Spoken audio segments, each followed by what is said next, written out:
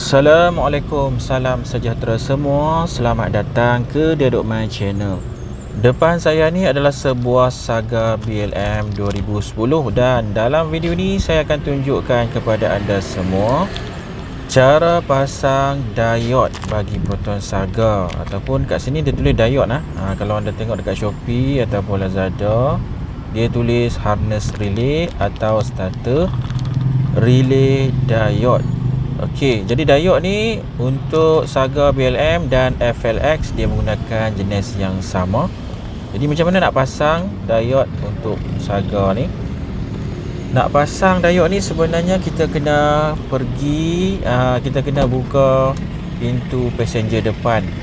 Bukannya sebelah driver, dia sebelah passenger di bawah dashboard. Anda boleh nampak, yang ni yang lama, jadi kita kena keluarkan dan pasang yang baru. Alright, jadi nak keluarkan ni mudah saja. Anda tengok dia ada klip kat situ.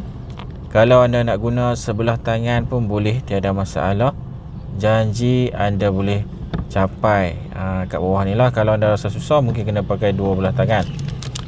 Saya tengah buat video ni, saya pakai satu tangan, tak apalah. Jadi langkah pertama, kita buka dulu diode dalam plastik ni. Yang ni saya beli daripada Shopee.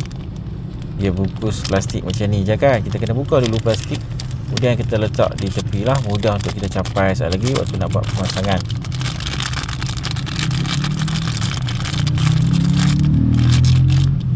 Okey, ini dia diode. Kalau anda tengok tu, dia simple je.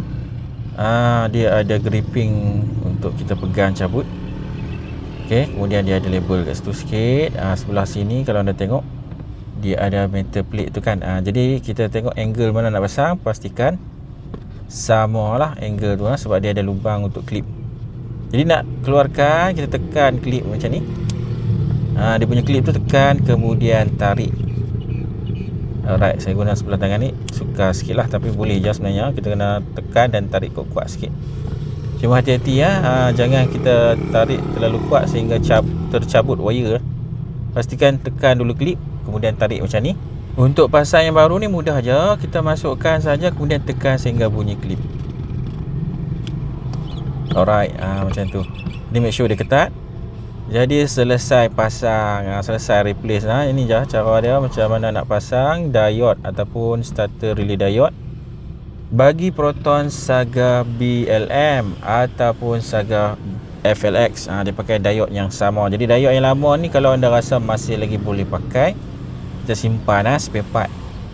Alright, case untuk diode ni kenapa kita tukar? Biasanya masalah kalau kita nak start kereta susah, walaupun kita dah pakai bateri baru, starter baru, jadi kemungkinan masalah dia berpunca daripada relay diode ini. Jadi boleh cuba tukar. Harga dia tak mahal, tak sampai RM30. Alright, dah tukar relay diode, kita cuba start.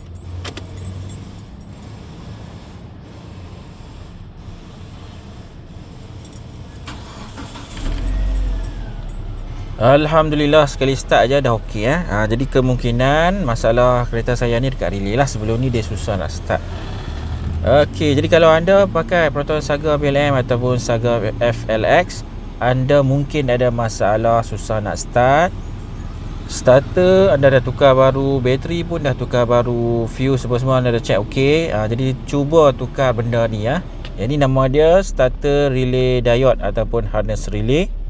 Lokasi benda ni di bawah passenger depan, bawah dashboard passenger depan. Jadi mudah je nak pasang, dah boleh beli sendiri dan cuba tukar.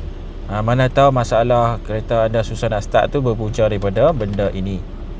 Okey, sekian saja untuk video kali ini. Terima kasih semua kerana menonton. Jangan lupa subscribe channel Dedok My. Assalamualaikum. Bye bye.